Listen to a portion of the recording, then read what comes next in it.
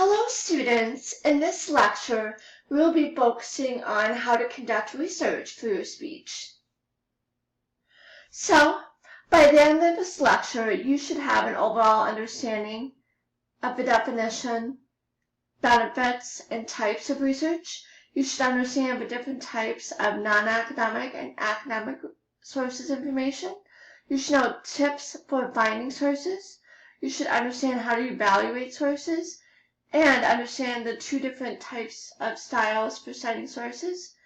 And you should also understand the steps for citing sources as well. So, what exactly is research? Well, research is a scholarly investigation into a topic in order to discover and report theories or facts. So it's basically an investigation in order to come up with theories, or in order to expand on a theory, or in order to find facts on a topic. It's essentially what research is. So there are two different types of research. The first type of research is when people conduct a study and find something new. I conducted a study on the impression management strategies of college professors with disabilities. This would be an example of conducting a study and finding something new, because I was able to find something new on impression management and how teachers utilize impression management.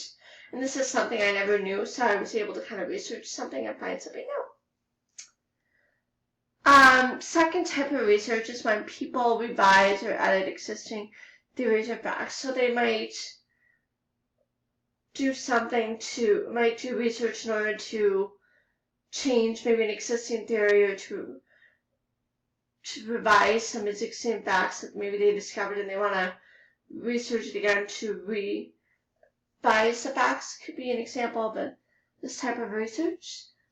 And then the last part of research is when you gather information about a topic and report that information to others. So that's like what you're doing in public speaking class. You're gathering information from websites, from journals, from scholarly articles, and then you're putting that all together. You're putting it in an outline and you're presenting it.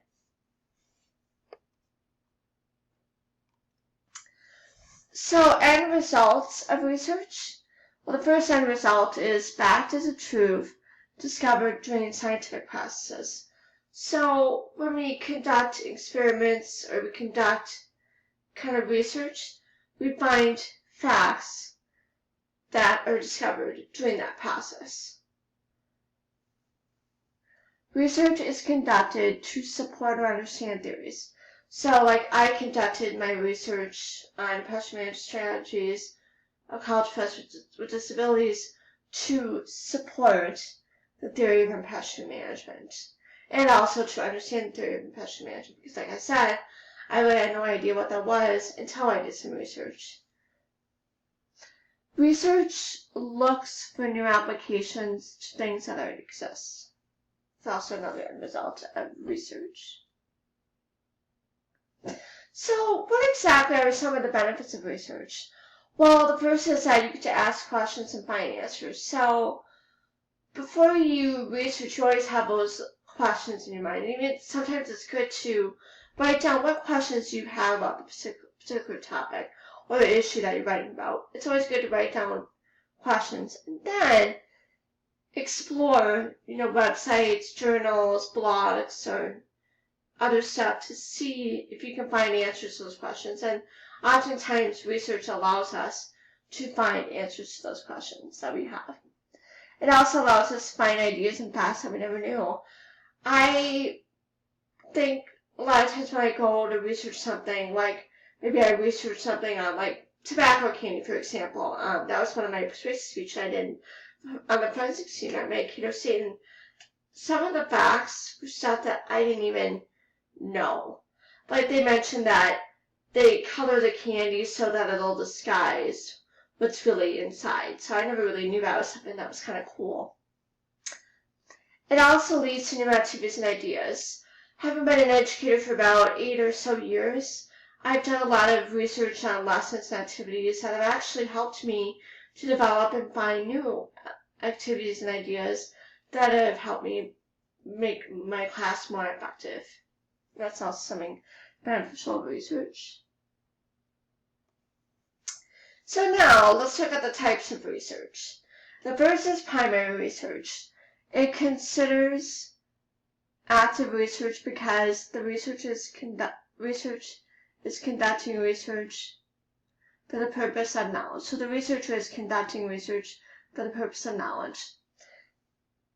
Surveys can be an example. It's a collection of opinions and facts gathered from participants in order to see how people within the group will respond. So maybe they, like I actually did, back when I took senior seminar, which is a class that you'll take if you're a comp major, and I actually did a study on the effects that text messaging and instant messaging has on communication, how we interact.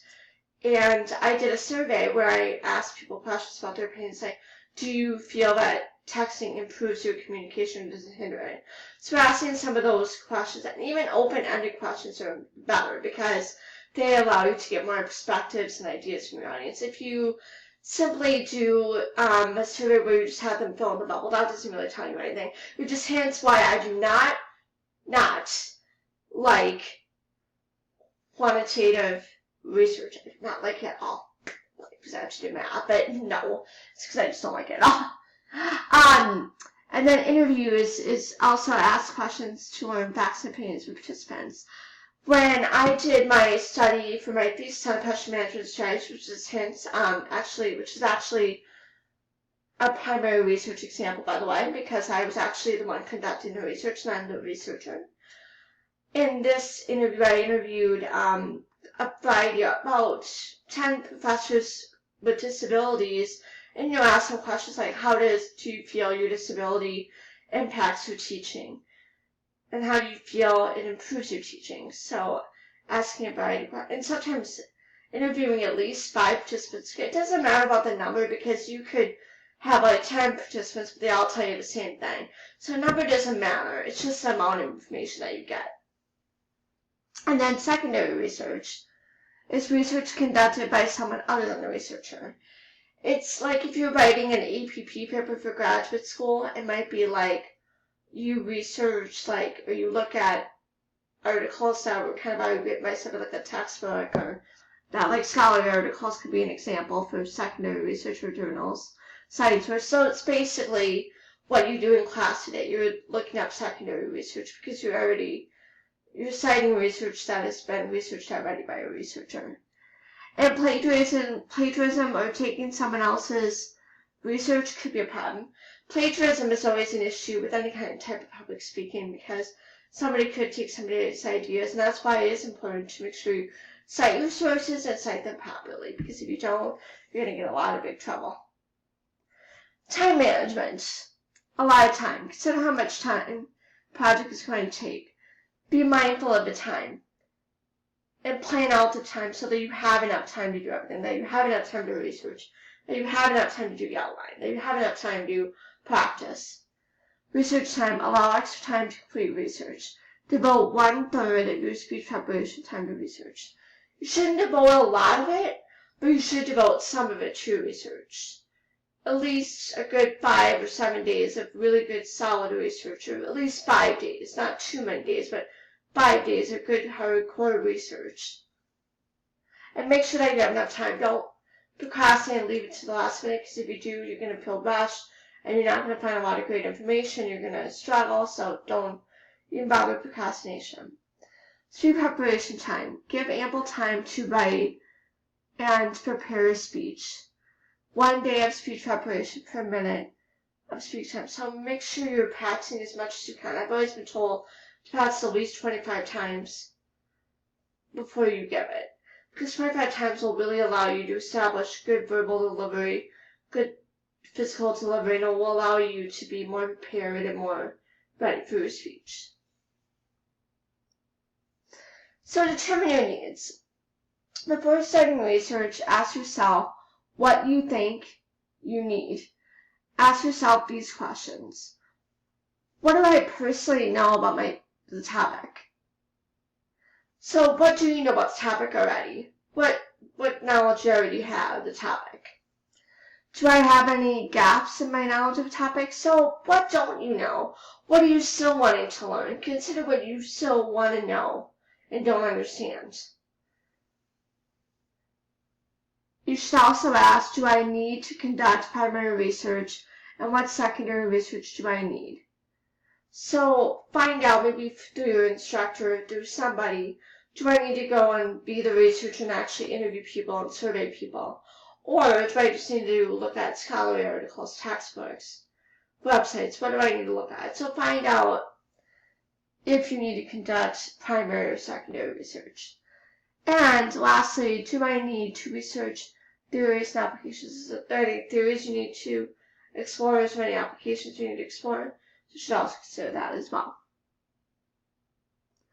So let's look at some examples of non-academic resources. Books. The library would be an example. Our Mankato State Library would be a good example of where you can find books. Physical and electronic library, universities libraries. So sometimes colleges will have an actual physical library like Mankato State does. And they will also have an electronic library where you can purchase books online. You can rent a book online and that kind of stuff. And then there's just the full electronic library, which is kind of like Amazon, where you can buy books online, or even through Kindle as well. So general interest periodicals is a type of non-academic research.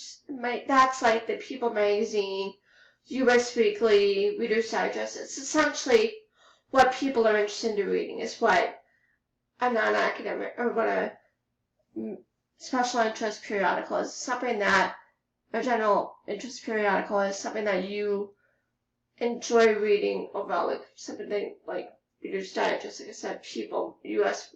Weekly, those kind of magazines would be a good example of that.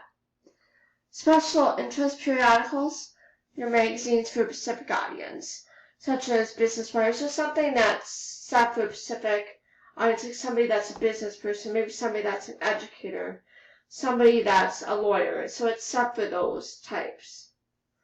Whereas general is more broader and specific is more specific. Newspapers and blogs, examples of this would be Huffington Post, WordPress, maybe our Mankato Press would be a good example of this as well. Blogspot. Another type of non-academic resources is encyclopedia, available in print and electronic. Electronic Britannia would be a good example of this.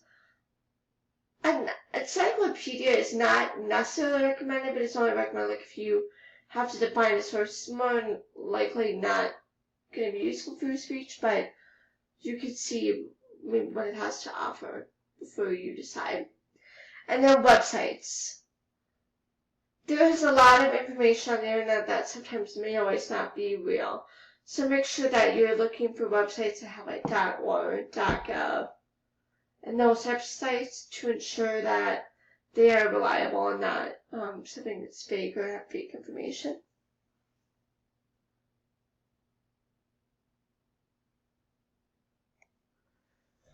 Academic resources. The first is scholarly books. Top books which focus on specific subjects like math, and academic books for research purposes.